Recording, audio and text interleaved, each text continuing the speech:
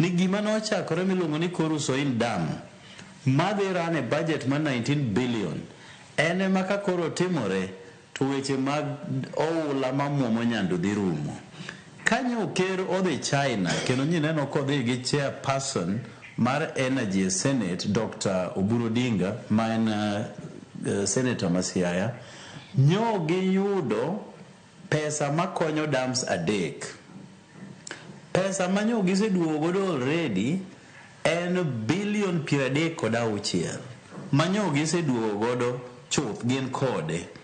Kuom pesa no Korusoin Dam manyo dwaro 19 billion mabe Uhuru ne miyo wato be okodwa chiwe malongo ichulo kielo omengano shilling million 400 no the side pesa mathin manyo ok nyal konyo project mar 19 billion.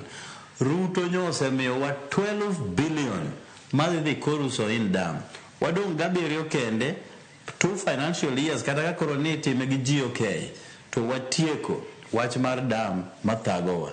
Sani gimwatimo mar daik en bawe nikech ok wadwa rito ni chieng' dam rum kore kose rumo to tabu mar daik mar flooding manyando rumo. Omiyo wabawe bandage ka warito weche mag daik madhi nyime kacha.